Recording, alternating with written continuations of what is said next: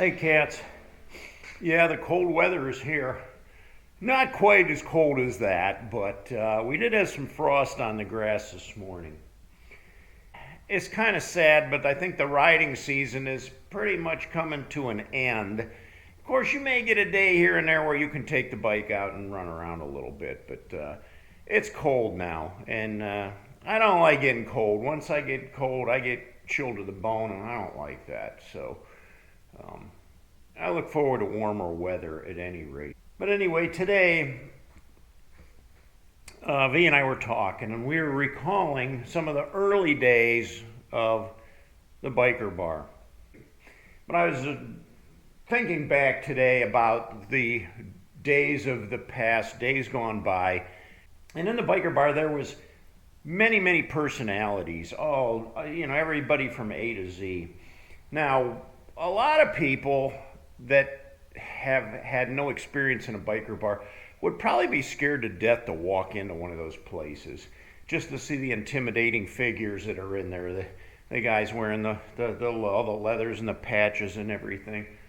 But it was something that I did on a regular basis. I was there, every Friday, Saturday, Sunday, and even sometimes during the week I would hang out up there. I would drink up there, I would eat up there, I would hang out with friends up there. So when I walked in the bar, I knew just about everybody, but it wasn't always like that. When I first started going up there, I think it was probably a big poker run where I actually went to this biker bar. And, it was very crowded. There was a lot of people there, and I didn't know anybody. And I overheard these gals talking that were next to me, and they were telling me about this big burly biker that was due to show up later. And, he was a very intimidating figure. And they were looking forward to seeing him show up. Almost like he was some kind of icon or something. Well, I don't know why that was, but at any rate, as the party went on, there began to come whispers that he was there, he had arrived. And I was outside at the time on the patio, but this guy shows up, and he's this big, burly, rough-looking guy with the scraggly beard, and the long hair. And he's got the patches and everything, and I saw these people right away go, trying to make their way over there just to shake his hand and say hi. And I didn't know the guy from Adam. I just, wondered what the deal was. Well, one of my buddies that was there said, "Hey, have you ever met this guy before?" And I said, "No, I don't know anything about him." And he said, "Well, come here, I'll introduce you to him," which he did. Make a long story short, he and I ended up becoming pretty good friends, and we did a lot of riding together in the next years that went by. So, presence doesn't mean a whole lot as far as personality. And these people were all, like, "Oh my gosh, he's the biggest, baddest guy," And it turned out he was very kind, gentle soul, very nice guy, and he and I really had some good times riding together. There's a lot of other personalities there. There was a couple fellows there that were like the founders of that club. That was that bar was their clubhouse.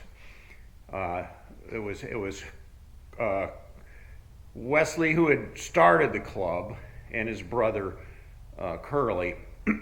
And Wesley didn't like me at all. He didn't trust me, and he came right to my face and told me that. He said, I don't trust you at all. Why? I don't know. I never did anything to the guy, to have him not trust me. I don't understand why that would be the case. But Curly, his brother, big scraggly beard, older gentleman, biker, he kind of liked me a little bit, and he was the one that initiated me into the club and made me a member. So, I was kind of honored at that time to be a part of that. But over the years that I was involved in that, I never felt that I had the full respect of a lot of those guys. Some of them, yeah, they were all right while you were there, but you kind of had to watch your back, I guess.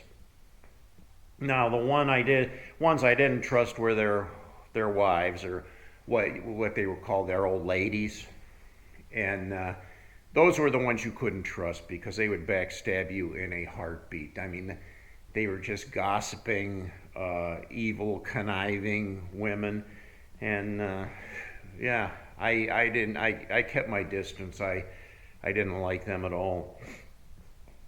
There was one fella that would come in there all the time, and he looked like a real badass biker. He was kind of a gaunt, thin, squirrely-looking character.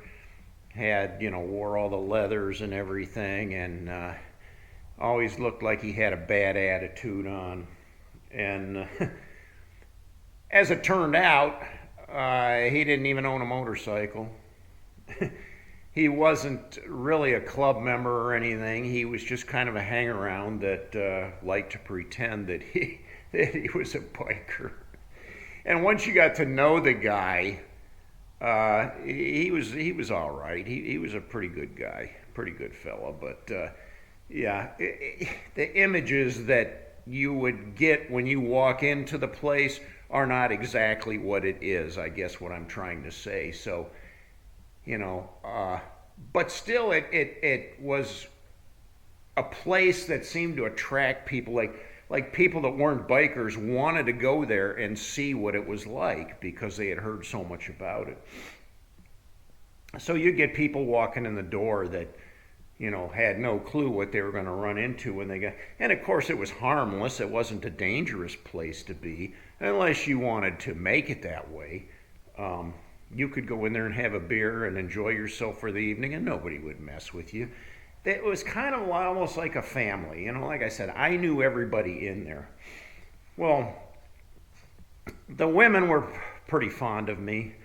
I don't mean to boast or brag or anything about it either, because that's not my thing to do, but I'm just putting it out there. That's the way it was. The women seemed to be highly attracted to me, and I was always having to fight off one or the other for some reason or the other. That wasn't always to my greatest pleasure because some of those women were not,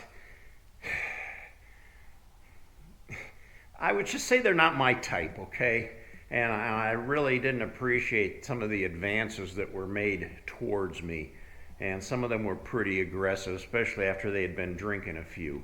So really had to stand your ground. So much of the time that I was there, I was on that prospect level, I guess, of being in a club.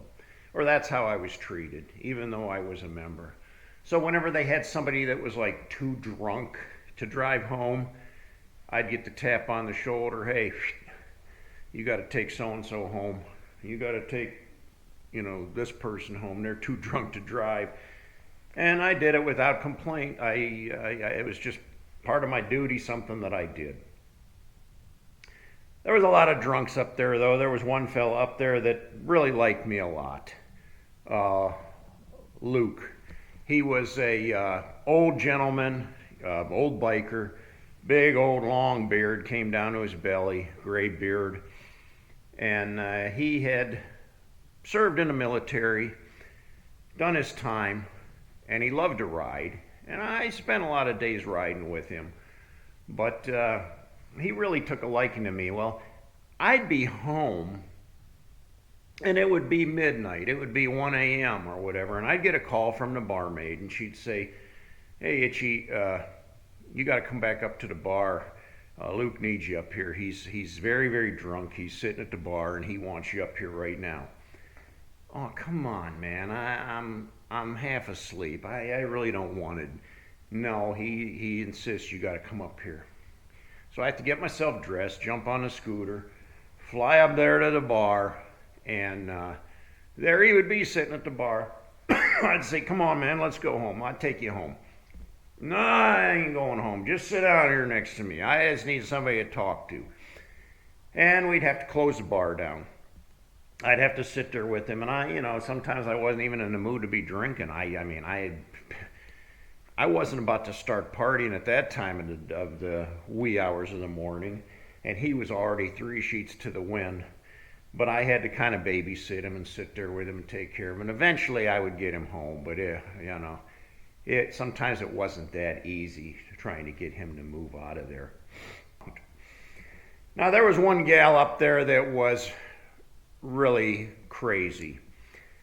This blonde was tough enough to take care of herself. She had been married, but they were in a real marital slump, I guess you would say. And they were always, her and her husband were always fighting, pretty nasty. Well, it got to the point where they were on the bike one day, and he got going about 80, 90 mile an hour and shoved her off the back of the bike onto the road. Couldn't kill her. Nope. She just came out of there with a little bit of road rash and survived the situation. But that just made her meaner than ever. Well, there was another fellow that came to the bar. He was there all the time. Every time I was there, he was there. He was a quiet fella. He was a big fella.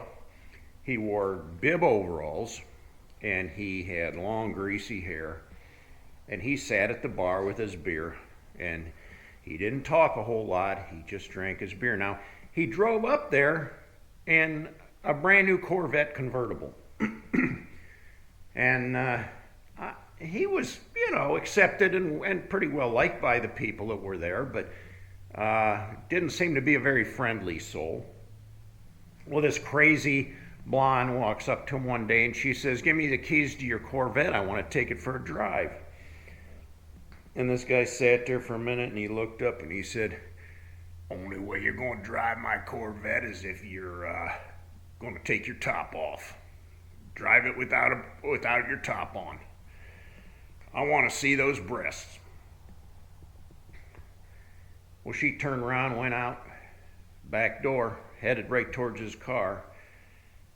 And they were tapping, nudging the guy saying, "Hey, she went out to your car. You better go check it out." Well, he gets up and he heads to the back door. Well, I walked out there to see what was going on too. She stood out in the parking lot. She not only took her top off, she stripped down completely naked. She didn't even open the door. She just took a flying leap, jumped right in the driver's seat, kicked back. And he walked out the door and looked at her. And she said, "Come on, let's go. Give me the keys." Well, he couldn't refuse, I guess. He went around the passenger seat and he got in and he handed her the keys. She started that Corvette up and they went out of that parking lot sideways. She had that thing pedal to the floor. Throwing gravel, they hit the road sideways and burned rubber down the road and away they went. Well, they was probably gone for about 20 minutes or so when they finally came back to the bar. She got herself dressed again and he just shaking his head.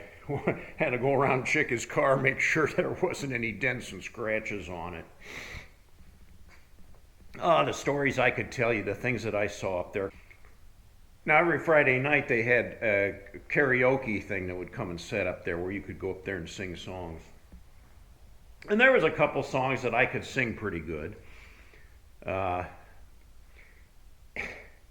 fact, I could do a pretty good job at it. Well, there was one character in there, and what was his name? I think his name was Kevin or something like that. I don't remember, but he was kind of a pain in the neck. He would get so soused, He would like to do his drinking. Well, every time I would go up there and he'd walk into the bar, he'd walk up to me and he'd say, "Hey, did you ride?"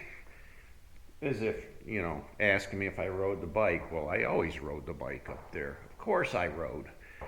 But he asked me that every single time. "Hey, did you ride?" "Yeah, I rode." Well, the other thing was he liked to hear me sing. So he'd come up to me all drunken and, "Hey, I want you to sing a song for me. It's by, so and so. Sorry, dude, I don't know that song. I never heard it before. I don't know what you're talking about. Well, he'd get, come on, man. You can sing a song. You're a good singer. That might be the fact. I can sing some songs that I know, but I don't know that song. I can't sing that song. Well, he would get angry at me, and he'd be like, you know what? You know what, man? All I asked you to do is sing a song, and you gotta. So, yeah, some of the stuff I had to deal with up there. Oh my gosh, but that was my home away from home. It's where I went all the time. I spent all my time up there. I knew everybody, everybody knew me. And that was life back in those days.